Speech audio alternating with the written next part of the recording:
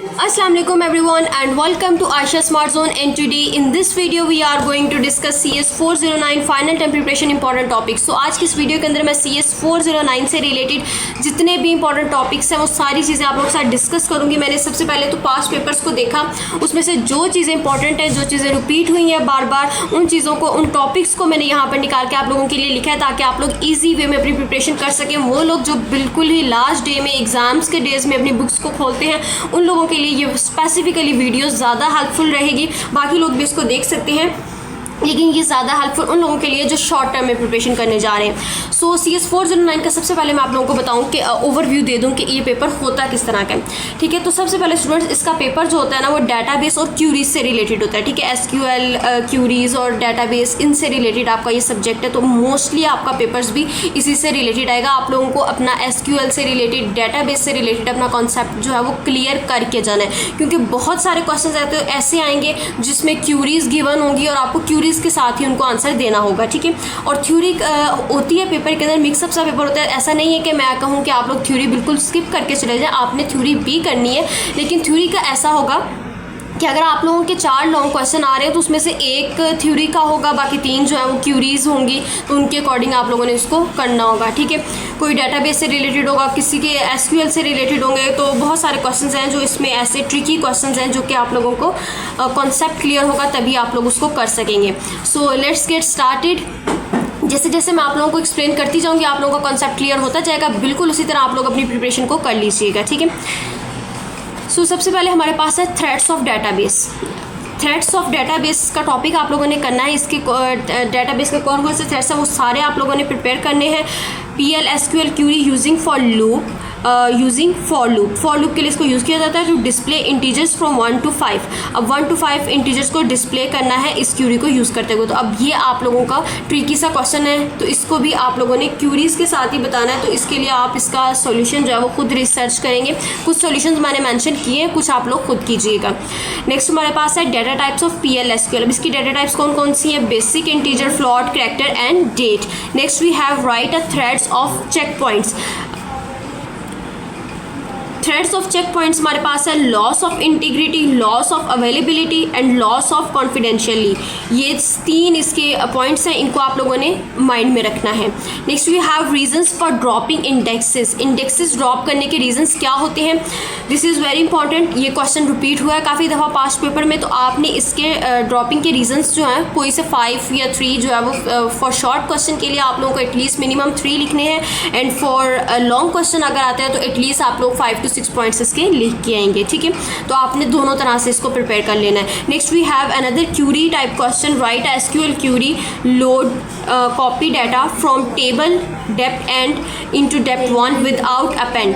तो ये हमारे पास इसका आंसर है। यहाँ पर मैंने सॉल्यूशन इसका लिख दिया, create table depth as select asterisk form from depth. ये आपका आंसर था, इसको आपने देख लेना है।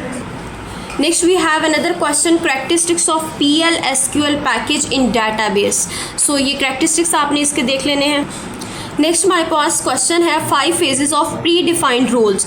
अब प्री डिफाइंड रोल के 5 फेजेस कौन से हैं? Project sponsor, project manager, team lead, QA specialist. QA question answer मत समझ लीजिएगा, QA हमारे पास होता है quality assurance specialist, project coordinator. These are the 5 phases of predefined roles. ठीक है, next we have purpose of package. Purpose of package क्या क्या है पर्पस इसके, ये भी आपने देखना है।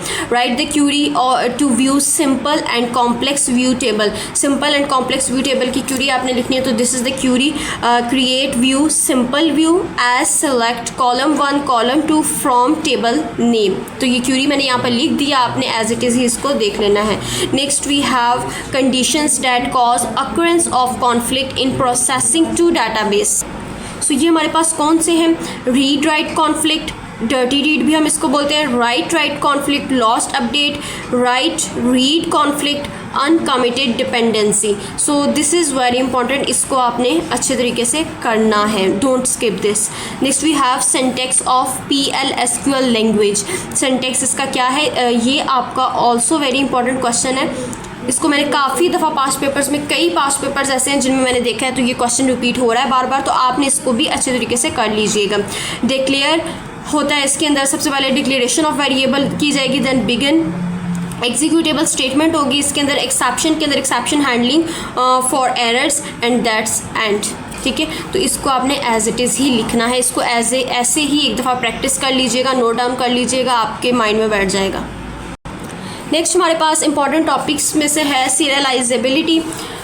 इस टॉपिक को आपने देखना है, इसमें से क्वेश्चंस रिपीट होते हैं, एमसीक्यूज आ जाते हैं, शॉर्ट क्वेश्चन में भी कई दफ़ा पूछा जाता है व्हाट इज सीरियलाइजेबिलिटी, ये डिफाइन इसकी आ जाती है। तो इसको आपने स्टेटमेंट चेंज होती है बट क्वेश्चन जो होता है वो डिफरेंट वे से स्टेटमेंट चेंज करके आता रहता है। टॉपिक सेम ही रहता है लेकिन स्टेटमेंट चेंज होती रहती है।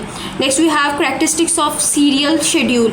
तो यहाँ पर इसके करैक्टरिस्टिक्स पूछे गए हैं, तो ये भी आप लोगों ने कर लेने हैं। How log file used, log file किस तरह से इस्तेमाल होती है, तो ये चीज़ भी आपने करनी है।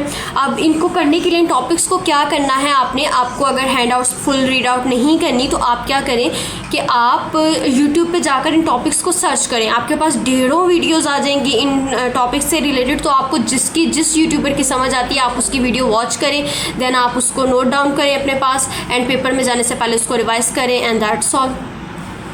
Modes of data pumps. अब मोड्स ऑफ डाटा पम्प्स कौन कौन से हमारे पास, entire database, schema level, then we have table space level, transportable table space level, logical backup. These are the 5 points, तो इनको आप लोगों ने माइंड में रखना है। Then we have requirements for DPITR, इसकी रिक्वायरमेंट्स क्या होती हैं ये आपने देखनी है। Then we have difference between complete recovery and incomplete recovery, तो इन दोनों का डिफरेंस करना है आपने।